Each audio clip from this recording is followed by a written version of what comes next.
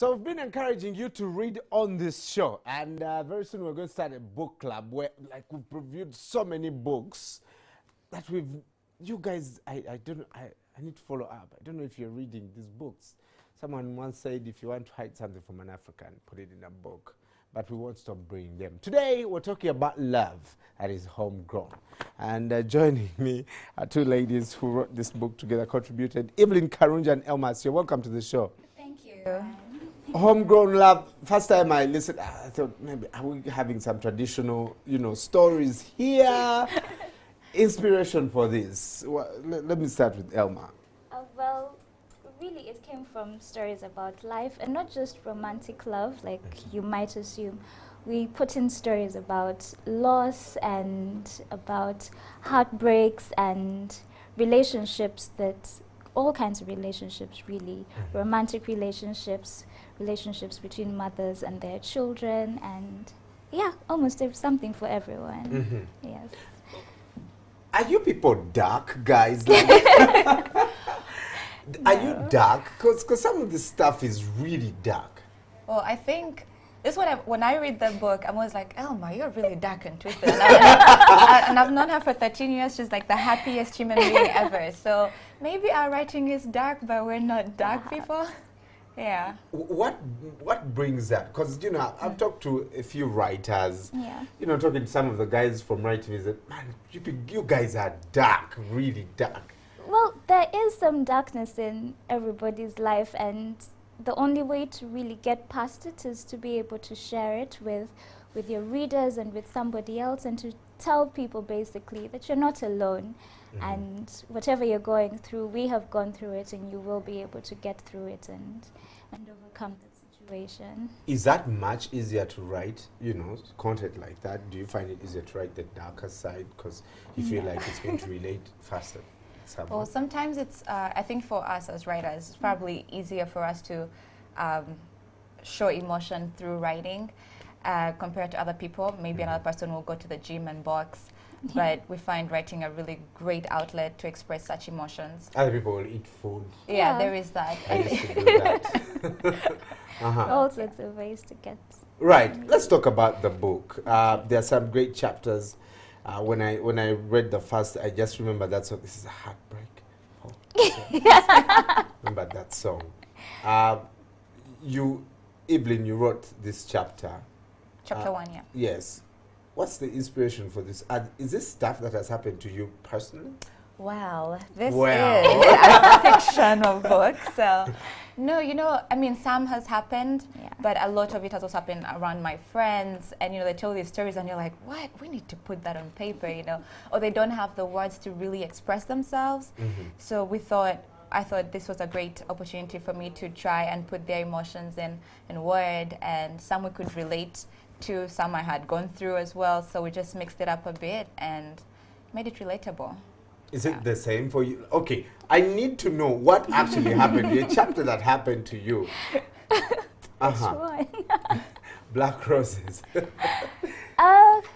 Well, that particular story was a mixture of my personal stories and stories that I've had friends tell me about growing up, and how life just starts to change and things around you don't remain the same.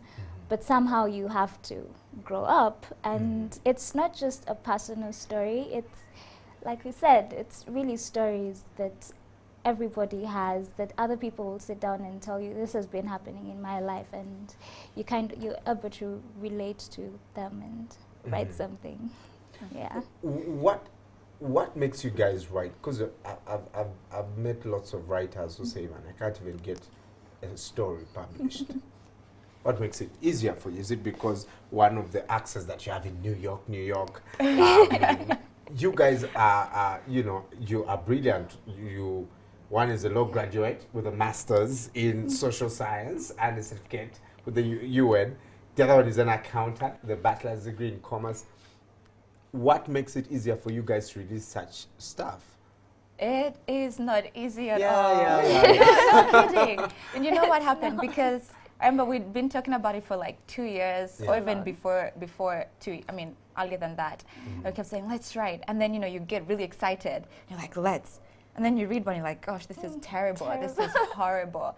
And so then you have a rubbish heap full of... So full. So full.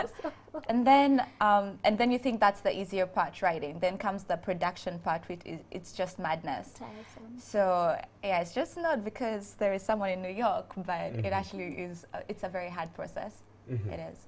Elma. Writing for me it's kind of like therapy. You're going through a situation, you write about it. And you twist it so that it's more interesting, because some of our lives are boring, but you twist it so that it's more interesting for somebody else to read. And it's also a way to reach out to other people. It's not necessarily my stories only. It might be somebody else's story, but we're just trying to expand people's minds and say, this is actually something that happens. So be a bit kinder to people, because they might be going through a lot. Yeah. If you're just joining us, I'm talking to the co-authors, Evelyn Karunja and Elma Asio, who have written a brilliant short story book, Homegrown Love, a collection of different stories that some of the things have happened in their lives, some of the things are really dark. I'm always, There's some happy stories. What's your favorite story in this?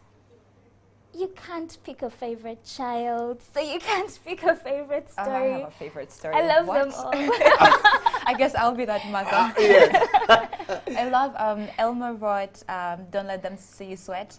I love it. It makes me laugh every single time I read it. I never get tired of it.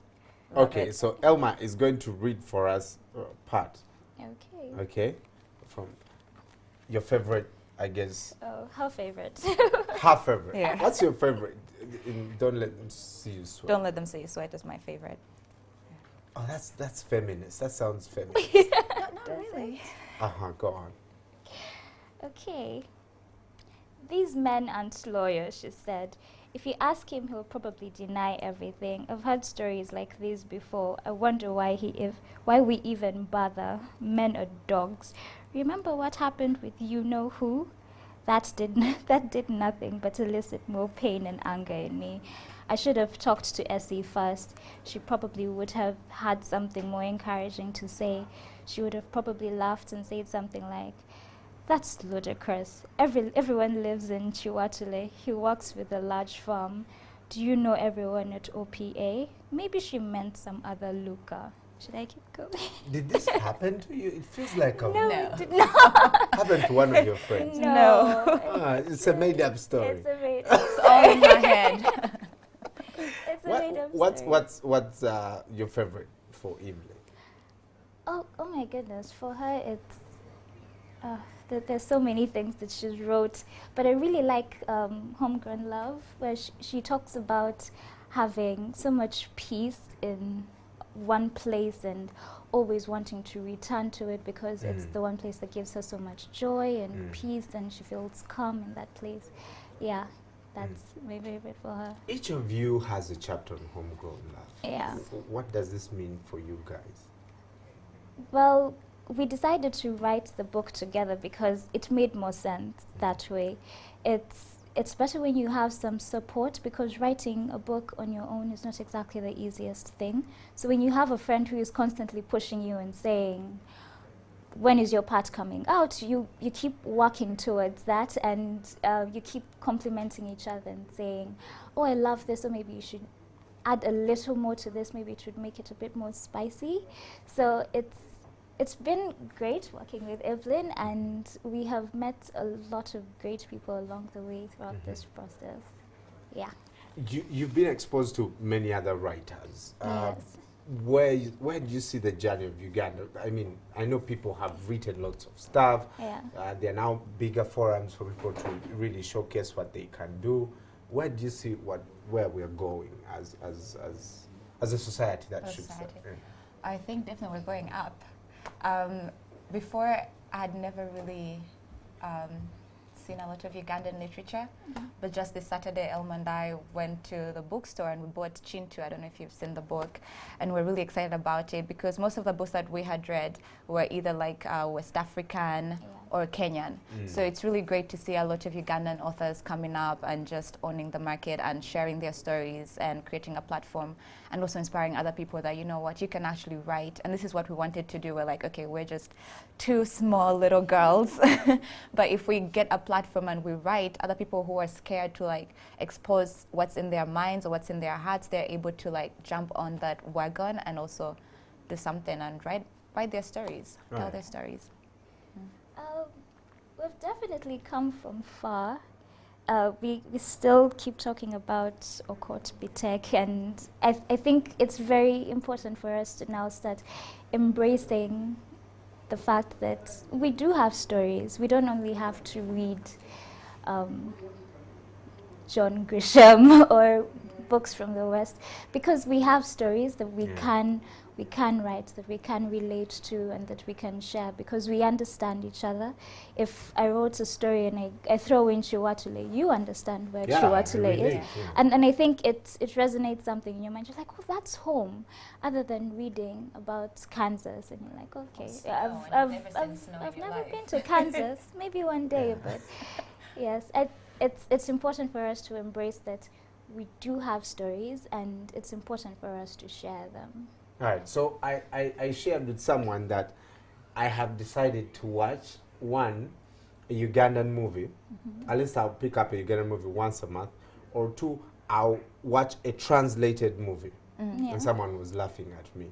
And I thought, well, I need to appreciate the stuff that people do. You do. And we are going to be airing a show called Yatmadit, shot in the north. Brilliant camera work. You guys need to appreciate homegrown stuff. So go pick up this book, and I want you guys to come back and we review this book. Like, a book club. We're working on setting up that because we need to encourage people to read. Yes, definitely. I've been stuck with 2 books that I've failed to read since September, so I'm not doing well in that, I confess. Where do we get this book? The book is not available at the moment. We want it to be thrown out there after our launch. We have a launch on December 8th at Piatto, and our book will be available in Aristoc, and we're also talking to a number of other outlets who will be having the book. So we will let you know. But at least Aristoc will have it on the 9th. Yes. On the 9th of December. It's going to be a Friday, so make sure you catch that book. Hey, Evelyn and Elma, thank you guys for joining us. Thank you for having us. And whenever you're writing some new stuff, call us. Are you training anyone? Or you're just going, oh, when we get big, we shall trade? No, I'd love to trade. I'm like ready. Yeah, why not? All right. Thank you. There you have it. This book looks, I don't know, there are no pictures, so if you're a lover of pictures, nothing. But I know it's a small volume. You can easily take it down. I know people who won't rest until, this volume is done. That my wife inclusive, so she will sit on a very cold floor if she has to finish the book. So I know that. So grab yourself this book. 9th December it will be out, at least at Aristoc. We'll be letting you know, and I'll call these ladies back so that we preview and understand what it's about. That's your everyday life. Coming up, latest in the world of sport, including an update from the Cranes. Are we ready for our qualifier against Gabon? Stay with us.